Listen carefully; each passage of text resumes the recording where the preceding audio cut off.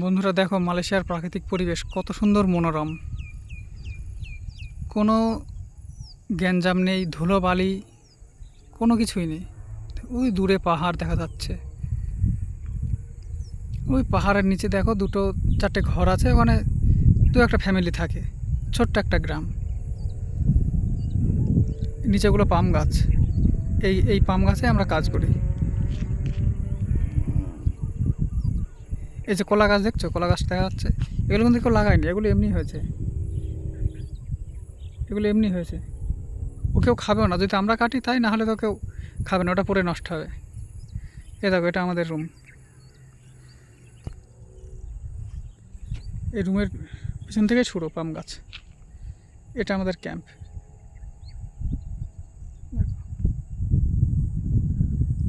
ওদিকেও বাগান হয়, এই বাগানে আমরা সব কাজ করি।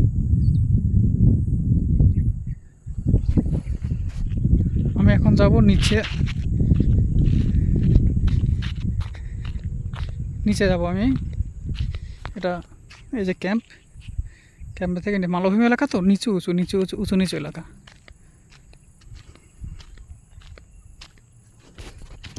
যেখানে আমরা মাছ ধরতে যাই, ওখানে ছোট ছোট জলাশয় আছে, ওখানে মাছ ধরতে যাই আমরা।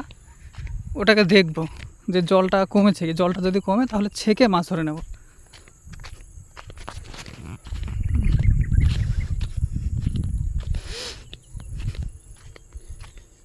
মালয়েশিয়ার একটা জিনিসই খুব ভালো, এখানে পুরো ফাঁকা পরিবেশ। এটাই আমার সবথেকে ভালো লাগে। আমাদের ইন্ডিয়ায় যেমন গাড়ি ঘোড়ার আওয়াজ, ধুলোবালি, এখানে ওটা কিছু নেই।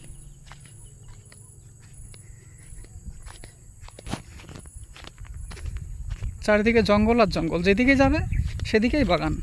তুমি এয়ারপোর্ট থেকে নামো, এয়ারপোর্টের পাশেও পাম বাগান। ও রাজধানী কুয়ালালামপুর যাও, কুয়ালালামপুরের পাশে যেখানেই ফাঁকা আছে সব জায়গায় পাম বাগান লাগানো, পাম গাছ লাগানো আছে। এ দেখো কচু, এই যে কচু গাছ দেখো ভর্তি, খাওয়ার লোক নেই, কচু গাছ ভর্তি চারিদিকে।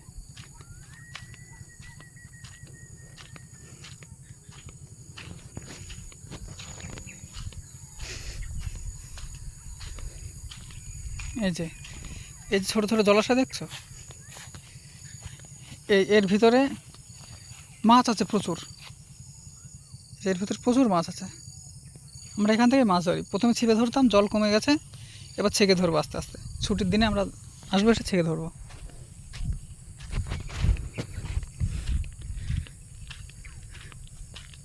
এই যেখানে কচু বাগান,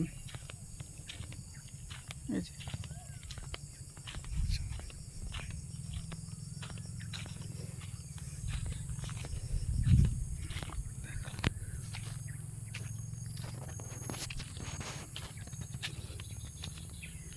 এই যে ছোট সেই পাহাড়ি নদী, মালভূমি এলাকায় যে নদী দেখা যায় ছোট ছোট, খরস্রোতা নদী বলে, সেই নদী।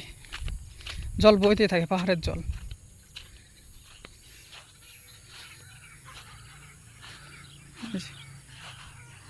এটাই, সবসময় জল বয়। বৃষ্টির সময় জল বেশি হয়, এখন দুদিন বৃষ্টি হয়নি তাই জল কমে গেছে।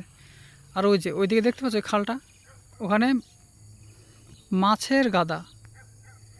যদি মাছ ধরা যায়, কিন্তু ধরি না, কত ধরবো, মাছ ধরে ধরে ফ্রিজ আমাদের লোড হয়ে গেছে।